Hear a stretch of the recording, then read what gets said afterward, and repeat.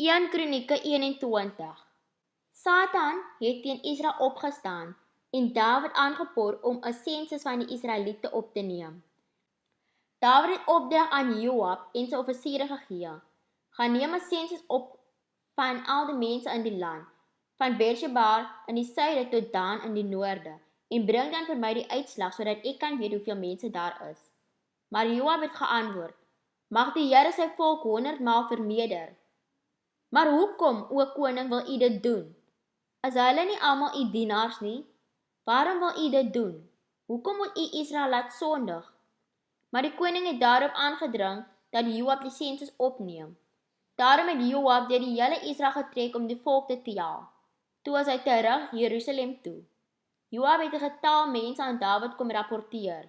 Daar was 1.100.000 mense wat militêre diens kon lewer in Israel en 470.000 in Juda. Joab het nie die stamme van Levi en Benjamin getel nie, omdat die opdrag van die koning vir hom afskuwelik was. God was baie ontevrede met die sensus en hy het Israel daarvoor gestraf. Toe sê Dawid vir God: "Ek het baie teen u gesondig en moes nie die sensus opgeneem het nie. Vergewe my asseblief omdat ek hierdie dwaase ding gedoen het." Die Here het met Gad, Dawid se siener, gepraat. Dit was die boodskap: "Gaan sê vir Dawid, dit is wat die Here sê. Ek gaan jou 3 keuses gee. Kies een van hierdie strawwe en ek sal dit doen." Gad het by Dawid gekom en vir hom gesê: "Hierdie is die keuses wat die Here u gegee het. U kan 3 jaar van hongersnood kies, 3 maande van verwoesting deur die vyande of 3 dae van 'n swaar plaag waardeur die engel van die Here deur die hele land vernietiging bring.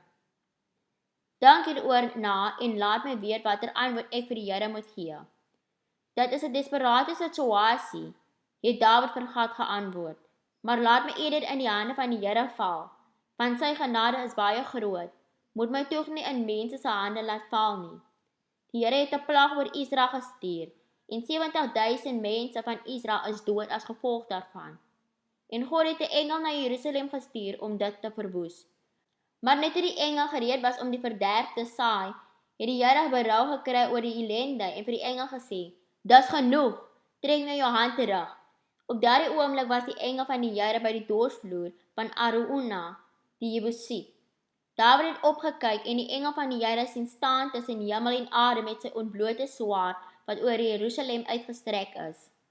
Toe het Dawid en die leiers van Israel in sak en as op die grond neergeval. En Dawid het vir God gesê: "Ek was die een wat die sensus beveel het. Ek is die een wat gesondig het en hierdie baie verkeerde dinge gedoen het. Maar hierdie mense is onskuldig.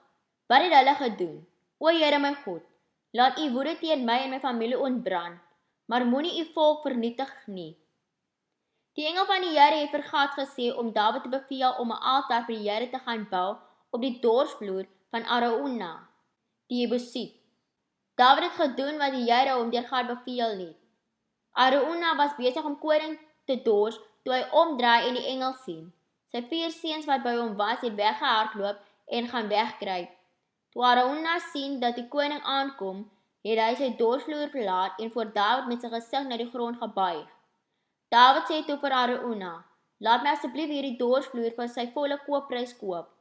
Ek wil 'n altaar vir die Here hier bou sodat hy hierdie plaag sal stop." "Vat dit, o koning, en gebruik dit soos u wil," het Araunah vir Dawid gesê.